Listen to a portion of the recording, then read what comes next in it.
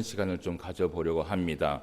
우리가 이제 지난주가 아니라 지난 시간이지요. 지난주에는 우리가 다른 말씀을 좀 봤고요. 지난 시간 우리가 민수기 25장의 말씀을 통하여서 이 이스라엘 백성들이 무엇보다도 광야의 40년의 시간을 마무리하는, 어떻게 보면 가나안 땅에 입성하기 위하여서 마지막 그 모압 땅에 있었던 그 사건들을 우리가 한번 살펴보면서 그 민수기 25장에 있었던 사건을 우리가 살펴볼 수 있었습니다. 그 민수기 25장의 말씀 가운데 어떻게 보면 그 사건 가운데 이 이스라엘 백성들이 또 모르겠습니다. 이렇게 깨어서 그들이 있었다면 그 사건 가운데 또 하나님 앞에 은혜를 받을 수 있었던 사건이었지만 그 모압 땅에 있었던 발락이라는 이 왕과 그리고 거짓 선지자였던 발람이라는 거짓 선지자로 인하여서 이 이스라엘 백성들이 그 모압 땅에서 또 하나님 앞에 죄를 범하게 되는 것을 우리가 지난주 성경을 통해서 함께 살펴본 바가 있습니다. 그 하나의 시험을 이기지 못해서 결국은 모압 여인들의 그 유혹 때문에 이 이스라엘 백성들이 그 사건 가운데 2만 4천 명이라는 그 숫자, 굉장히 큰 숫자지요. 2만 4천 명이라는 그 숫자가 연병으로 인하여서 다 죽임을 당하는 사건이 있었습니다. 어떻게 보면 오늘 이제 우리가 민수기 33장의 본문 말씀을 우리가 살펴보았는데, 제가 왜 25장을 살펴보았고 그리고 민수기 33장의 말씀으로 바로 왔냐 하면, 사실은 이 민수기의 말씀은 제가 처음에 이야기했던 것처럼 이스라엘 백성들의 광야 생활, 그 광야 생활에 있었던 일기입니다. 그 일기 가운데 가나안 땅에 입성하기 전까지의 사건을 두고 얘기를 하는 것인데, 그 가나안 땅에 들어가기 전까지의 그 사건이 어디까지냐 하면 사실은 모압 땅의 사건까지입니다. 그 모압 땅의 사건이 지나고 나면 이제는 이들이 가나안 땅에 입성을 합니다. 누구와 가나안 땅에 입성을 하냐 하면 여호수아와 함께 가나안 땅에 입성하게 됩니다. 그러면 어떻게 보면 이 민수기의 광야 생활의 모든 훈련의 사건은요, 어디에서 끝이 나냐 하면 민수기 25장에서 사실은 끝이 나게 됩니다. 그런데 민수기를 우리가 가만히 보면 민수기 25장에서 사건이 끝남에도 불구하고 26장 이후에 36장까지의 말씀이, 그러니까 한 10장 정도의 말씀이 더 기록된 것을 우리가 볼 수 있어요. 왜 이렇게 기록이 되었냐 하면 특별히 그 이스라엘 백성들이 광야의 일지를 기록을 하면서 40년 동안에 있었던 그 많은 기록들을 사실은 민수기 26장에서 36장까지 정리를 한 것입니다. 어떠한 사건들이 있었고 또 어디에서 머물렀으며, 그리고 그 사건 가운데에서 이 이스라엘 백성들이 이제 앞으로 여호수아와 입성을 하여서 가나안 땅에 들어가서 그 가나안 땅을 어떻게 또 전쟁을 할 것이며, 그리고 전쟁하고 난 이후에 이 가나안 땅을 어떻게 분배할 것인가, 그러한 말씀들이 사실은 민수기 26장에서 36장 가운데에 말씀이 다 기록이 되어 있습니다. 그래서 이 민수기 26장에서 36장까지의 말씀에는 율법의 말씀도 있고요. 그리고 오늘 우리가 민수기 33장의 말씀에 본 이 말씀은 애굽에서 모압까지입니다. 그러니까 애굽에서 모압까지 이 이스라엘 백성들의 여정이 여기에 담겨 있습니다. 그러니까 어떻게 보면 그 민수기의 모든 사건은 어디까지냐 하면 민수기 25장까지고요. 모압 땅에 있었던 그 사건까지 끝이 나는 것이고, 그리고 이제 26장부터 36장까지는 이 일기를 정리를 하는 것입니다. 우리가 보통 그 일기를 쓸 때에, 일지를 쓸 때에 그 일지를 이제 정리를 하고 이렇게 해서 우리가 여기에서 광야 생활을 마감을 하였다라는 것을 정리하는 것처럼 그렇게 정리를 하는 것이고, 그러므로 인하여서 이제 이 민수기의 말씀이 사실은 끝이 나게 됩니다. 그래서 제가 살펴봤을 때는 이 민수기 26장에서 36장까지의 말씀은 우리가 다 볼 필요는 없고요. 이 가운데 조금 중요한 말씀들만 좀 살펴보면서 무엇보다도 이제 오늘 이 말씀을 통하여서 민수기는 이제 끝을 내겠습니다. 끝을 내고 이제 다음 주부터는 우리가 어떤 말씀을 보냐 하면 신명기의 말씀, 그 신명기에 이 모세가 사실은 이 이스라엘 백성들을 가나안 땅에 보내기 위하여서 모세도 가나안 땅에 입성하지 못하기 때문에 이들에게 마지막 설교를 하게 됩니다. 그 마지막 설교는 어떻게 보면 모세가 죽기 전에 했던 설교이기 때문에요. 정말 귀한 설교가 거기에 담겨 있습니다. 그래서 그 설교를 읽고 난 이후에 어떤 사건이 일어나냐 하면 이제 모세는 죽고 난 이후에 이스라엘 백성들이 여호수아와 함께 가나안 땅에 입성을 하게 됩니다. 그래서 그 사건들을 우리가 조금씩 살펴볼 수 있는 시간을 가지도록 하겠습니다. 먼저 우리가 이제 오늘 본문의 말씀을 좀 보기 전에 마지막 마무리를 하면서 민수기에 있었던 한 가지 사건을 좀 볼 필요가 있습니다. 민수기가 우리가 처음에 이 민수기 1장을 보면서 기억했던 것처럼 민수기라는 이 제목은 말 그대로 백성들의 수를 어떻게 해요? 세웠다라는 것이에요. 그래서 민수기에서 광야 생활을 시작하면서 제일 먼저 한 것이 무엇이지요? 이스라엘 백성들의 수를 센 것이었어요. 예, 그 수를 세웠고 이제 민수기 26장 말씀에 가면 25장까지 모든 사건이 끝납니다. 모든 사건이 다 끝나고 난 이후에 26장에 가면 두 번째 인구 조사를 하게 됩니다. 예, 그러니까 어떻게 보면 처음부터 끝까지 이 민수기는 이스라엘 백성들의 수를 센 것입니다. 그래서 우리가 26장의 말씀을 한번 가보도록 하겠습니다. 33장의 말씀을 잠시 덮어놓고요. 26장 1절에서 4절까지의 말씀을 한번 보고요. 그리고 또 51절의 말씀을 우리가 한번 살펴보도록 하겠습니다. 자, 이제 민수기 광야 생활의 모든 사건이 끝나고 난 이후에 두 번째 인구조사 모든 것을 끝내고 이제 정리를 하는 시간입니다. 자, 먼저 민수기 26장 1절에서 4절까지의 말씀을 먼저 한번 살펴볼게요. 예, 찾으신 줄 알고 제가 봉독해 드리겠습니다.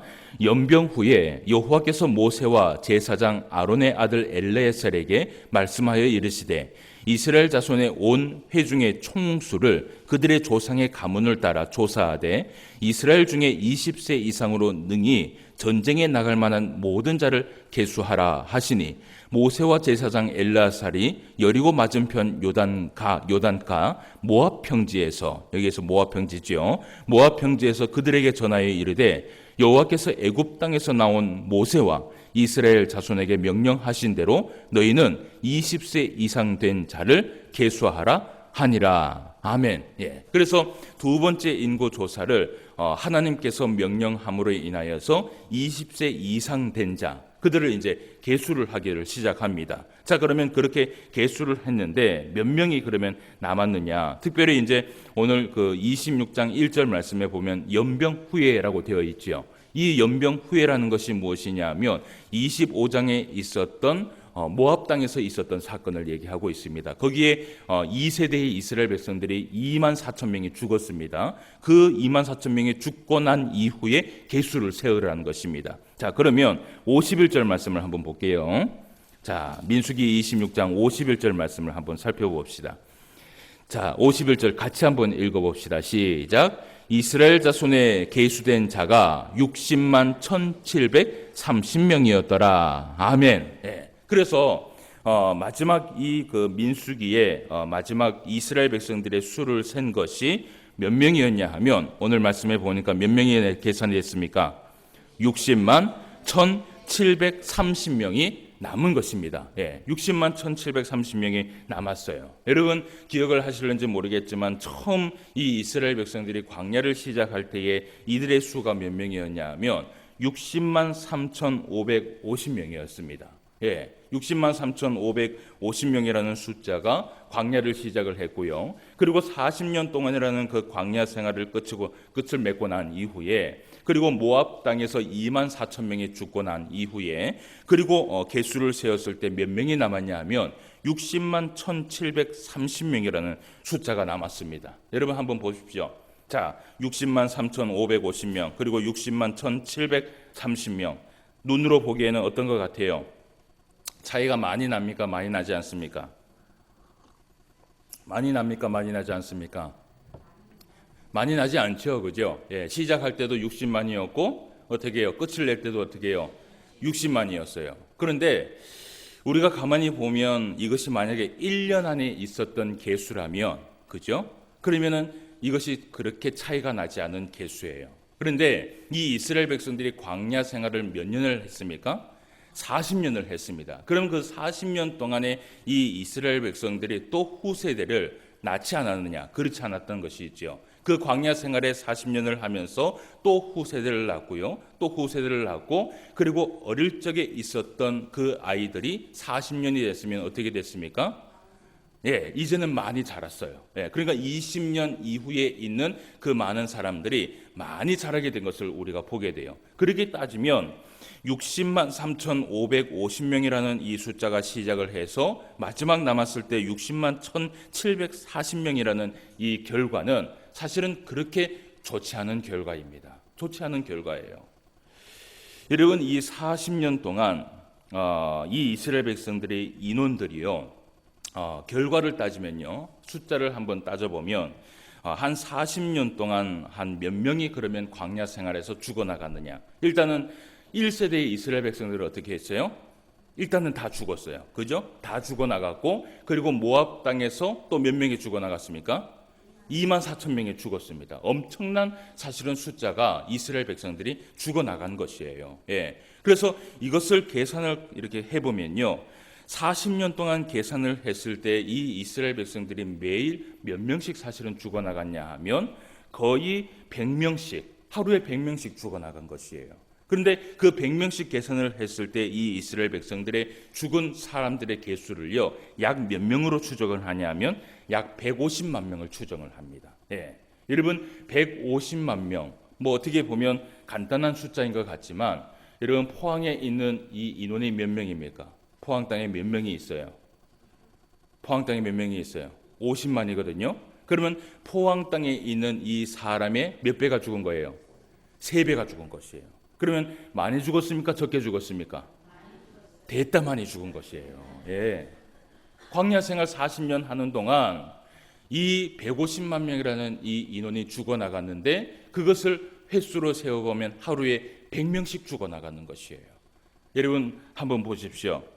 이 이스라엘 백성들의 그 광야 생활을 우리가 평가를 했을 때 어떻게 한번 생각해 보시겠어요? 하나님 앞에서 이 이스라엘 백성들이 이 광야 생활을, 그 광야 생활의 시험을 잘 이겨냈다고 생각을 하십니까? 아니면 실패했다고 생각하십니까? 예, 우리는요, 딱 봐도 이것은 실패했다고 생각할 수밖에 없어요. 예. 왜냐하면 너무나 많은 사람들이 죽어나갔어요. 그래서 여러분, 오늘 우리가 본문 말씀 33장의 말씀을 살펴봤는데, 이 33장의 말씀은 이스라엘 백성들이 애굽에서 모압까지의 일정이 기록된 말씀입니다. 이스라엘 백성들이 처음 광야에서 백성의 수를 세었을 때 60만 3,550명으로 시작을 하여서 40년의 광야 생활을 하고, 그리고 이 이스라엘 백성들이 몇 번을 이사를 했냐 하면 44번의 이사를 했습니다. 네. 44번의 이사를 하면서 그 민수기라는 성경 속에서 40년이라는 모든 일정 가운데 사실은 150만 명이라는 이 엄청난 숫자가 죽음을 당했고요. 그리고 40번 이상 이사를 다니면서 이 이스라엘 백성들이 사실은 무엇을 했냐 하면 거기에서 소득 있는 생활을 한 것이 아니라 사실은 어떻게 보면 허송 세월을 보내게 된 것이에요. 예. 여러분, 이 이스라엘 백성들이 애굽 땅에서 모압 땅까지, 애굽에서 모압까지의 그 일정을 가만히 살펴보면요, 그것은요, 적어도 늦게 간다 하더라도 그것은 어느 정도냐 하면 한 10일 정도면 갈 수 있는 거리예요. 예. 그러면 빨리 가면 어느 정도로 갈 수 있냐 하면 일주일 정도면 분명히 이 이스라엘 백성들은 그 광야를 지나서 이 가나안 땅에 입성할 수 있는 거리였어요.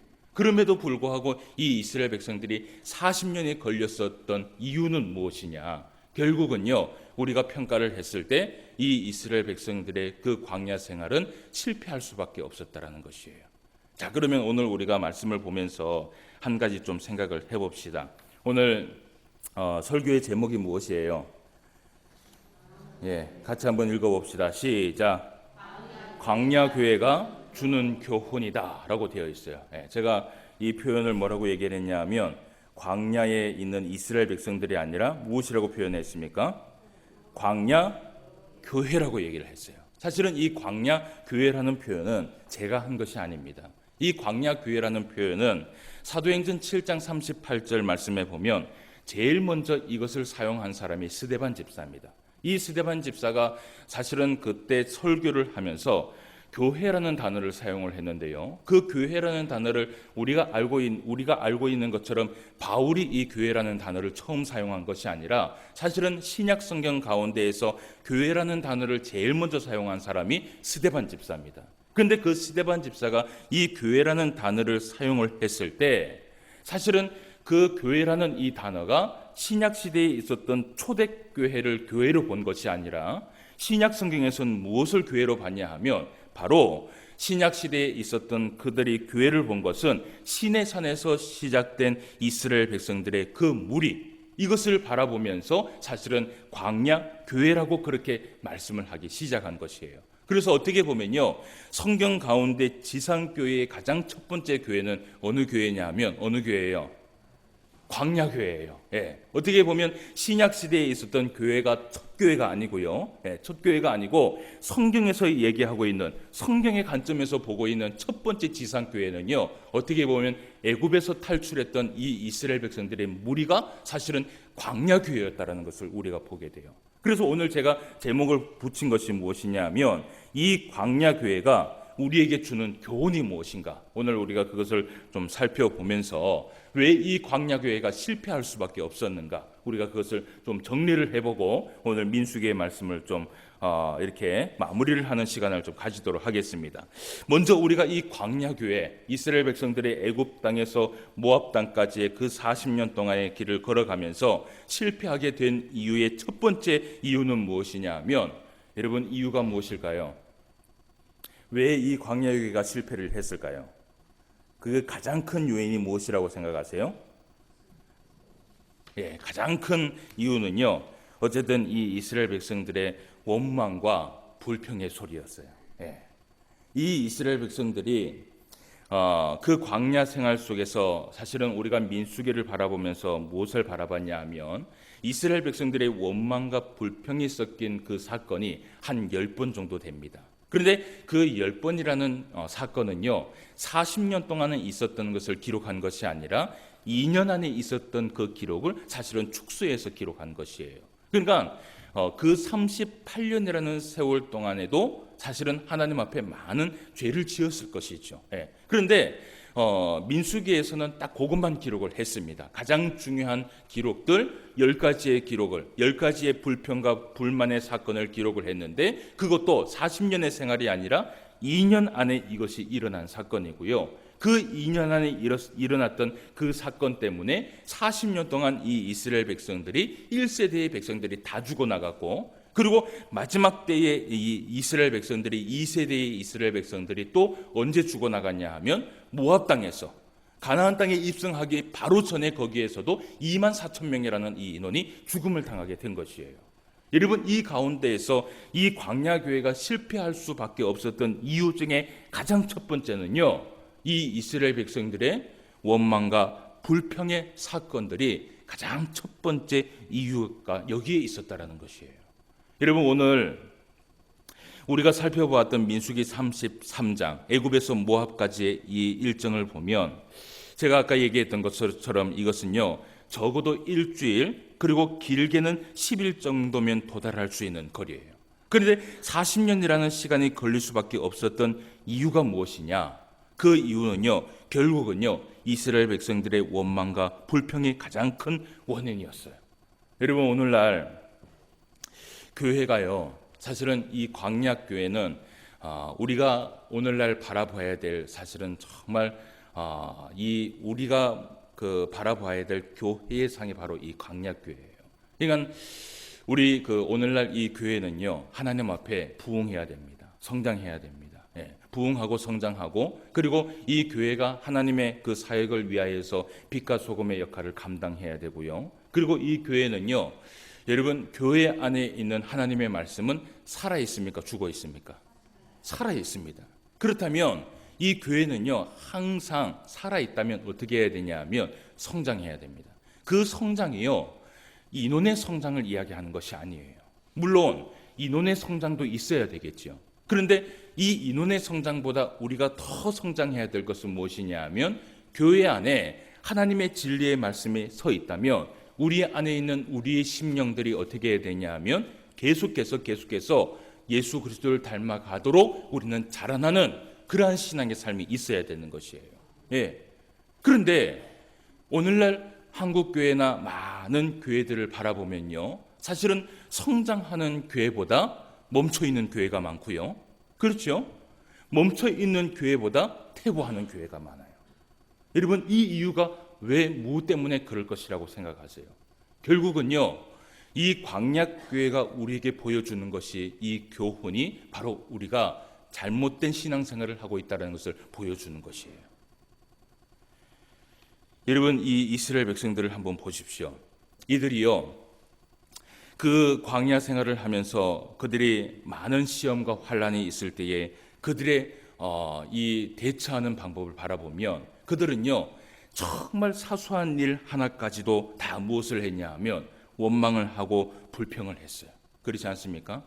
여러분, 교회가요, 1년, 2년 안에 우리가 우리의 심령이 성장할 수 있음에도 불구하고 성도들이 우리가 신앙생활을 하면서 우리 안에 원망과 불평으로 인하여서 분열이 되고 그리고 그 분열로 인하여서 싸움이 일어나게 되잖아요. 그러면요, 교회는요, 절대로요, 40년이 지나도 우리의 심령과 우리의 교회는 성장하지 않습니다.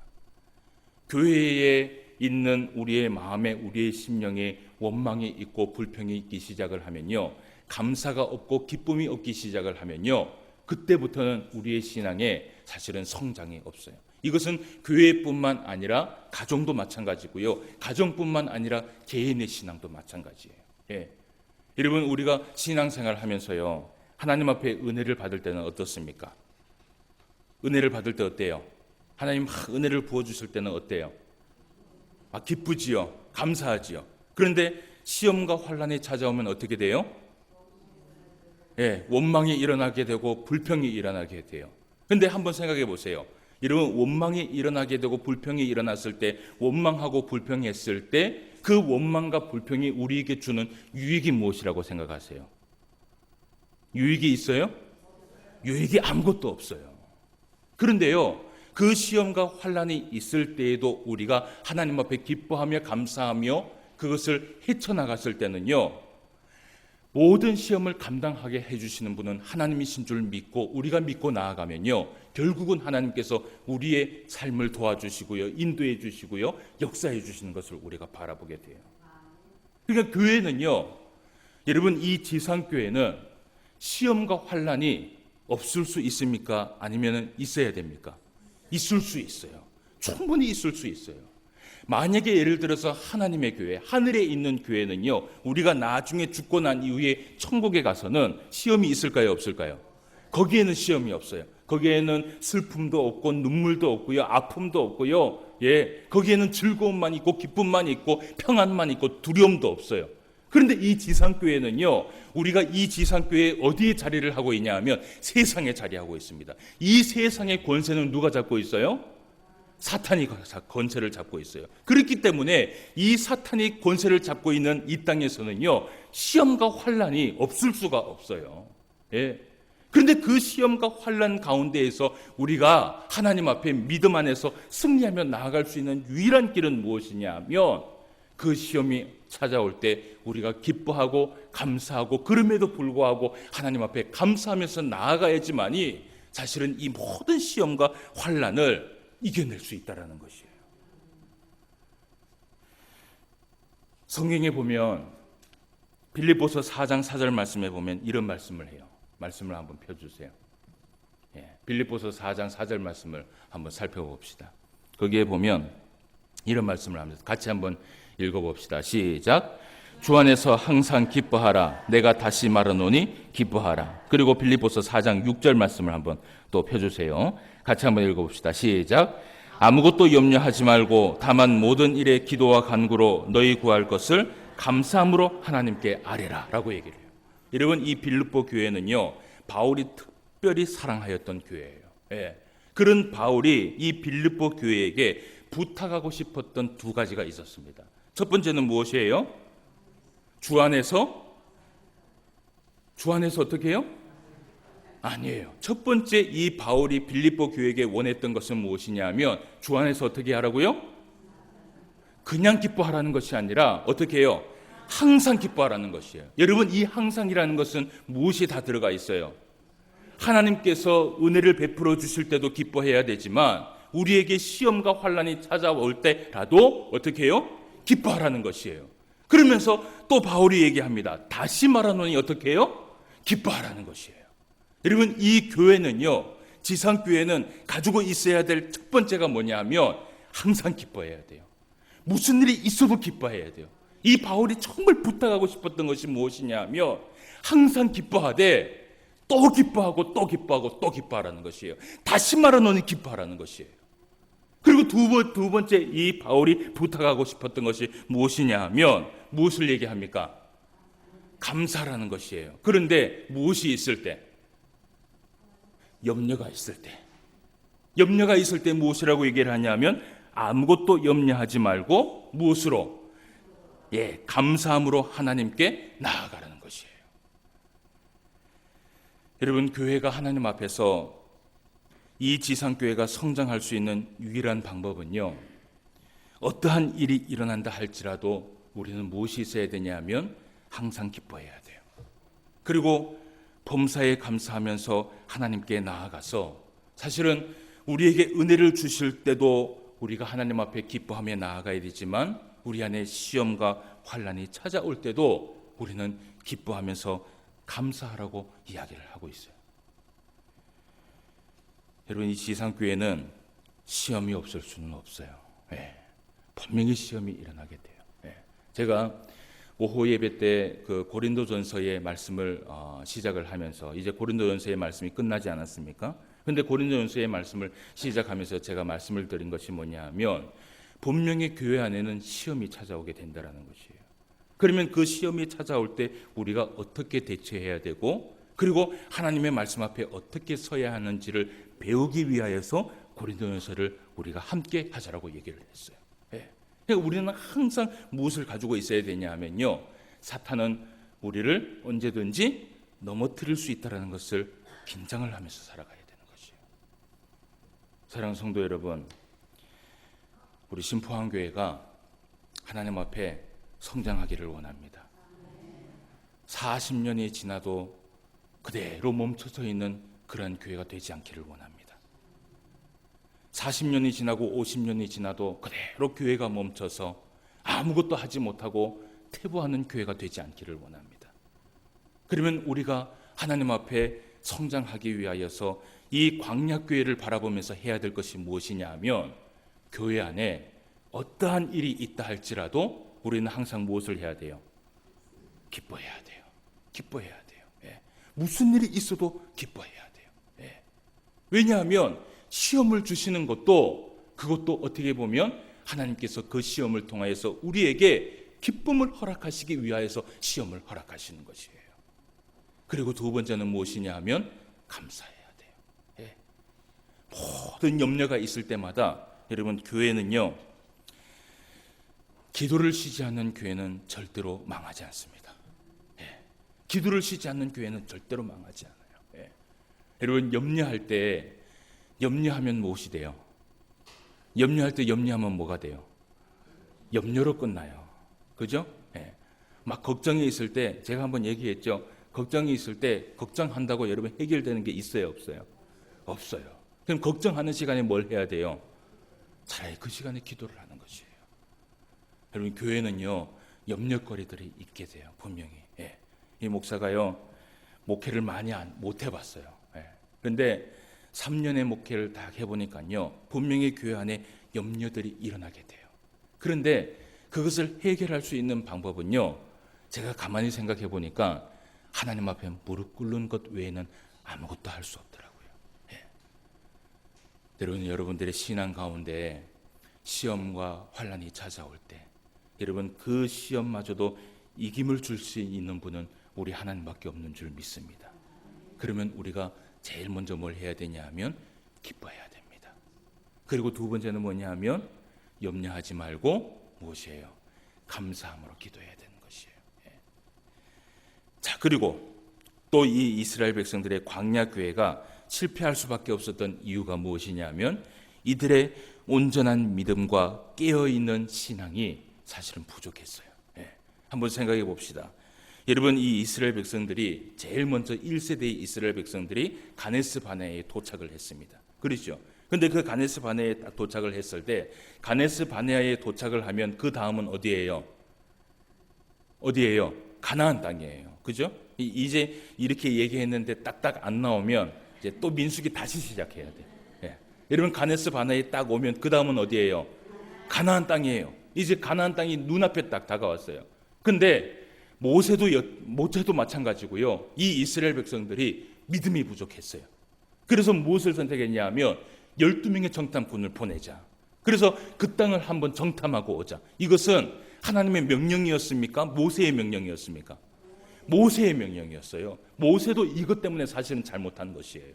그냥 믿음으로 하나님께서 주셨다라고 얘기를 하면 가면 되는데 믿지 못하고 그것을 정탐하러 간 것이에요. 그런데 이 12명의 정탐꾼이 정탐을 하고 돌아와서는 그들의 눈이 보였을 때에 인간의 눈으로 보기에는 가나안 땅을 점령할 수 있는 나라예요? 아니면 점령할 수 없는 나라예요? 이 사람의 눈으로 보기에는요, 절대로 이 가나안 땅을 점령할 수 없는 나라예요. 그래서요, 10명의 정탐꾼들이 한탄을 했습니다. 야, 우리는 저 가나안 땅에 절대로 못 들어가. 그들이 믿음 없는 행동을 했을 때 그 반열에 섰던 사람들이 누구냐면 바로 이스라엘 백성들이요. 1세대의 이스라엘 백성들이요. 그 소리를 듣고 무엇을 했냐면 믿음을 가지지 못하고 하나님을 의심하면서 밤새도록 울면서 통곡을 하면서 우리를 왜 이 광야에 데리고 왔느냐라고 얘기를 하면서 하나님 앞에 원망과 불평을 했던 사람들이 바로 이스라엘 백성들이었어요.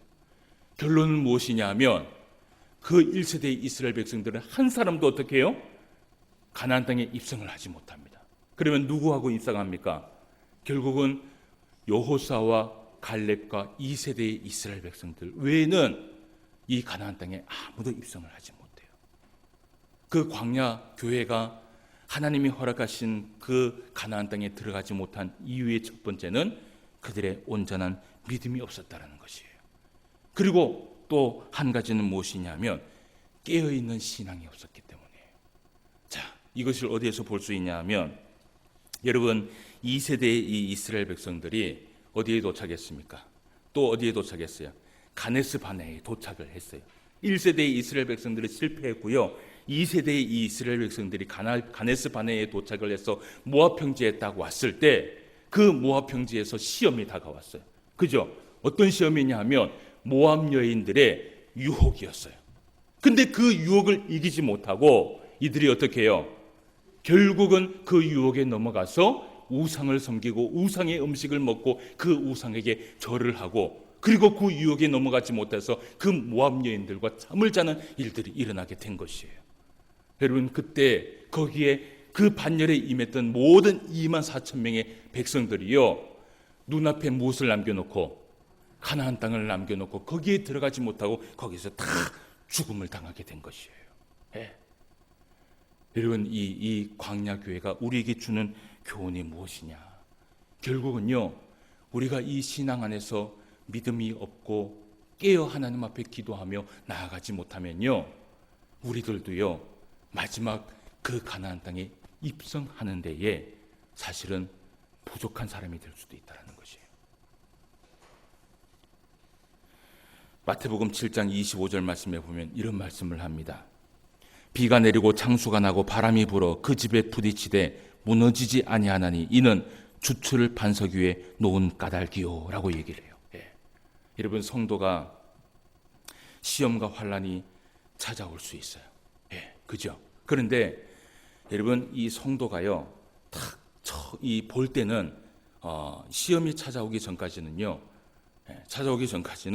이 성도의 믿음이 있는지, 이 성도가 깨어 있는지 사실은 그거를 구분을 못합니다. 그냥 똑같아요. 그런데 이 성도가요, 평소에 믿음이 있었는지, 하나님의 말씀 앞에 순종하며 살았는지, 그리고 또 하나님 앞에서 정말 이 깨어 있으면서 기도하며 살아갔는지, 그게 언제 결정이 나냐 하면, 언제 결정이 나요? 시험과 환난이 찾아올 때 결정이 나요.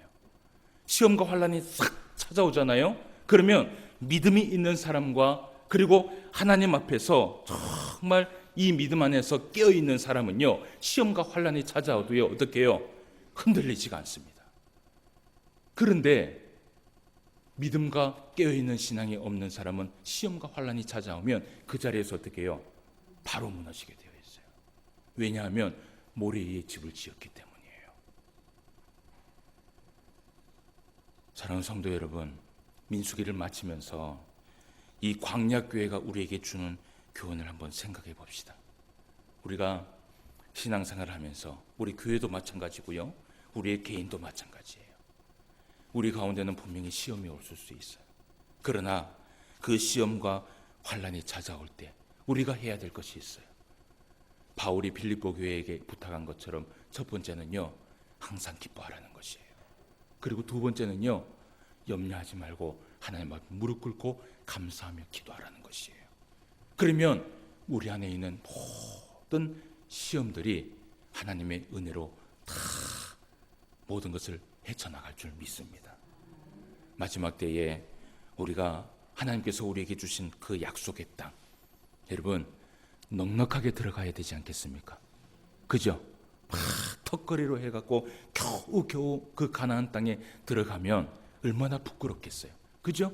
그러면 넉넉하게 들어가려면 우리가 어떻게 살아가야 되냐 하면 우리의 이 삶에 시험과 환난이 찾아와도 기뻐하고 감사하며 살아가는 것입니다.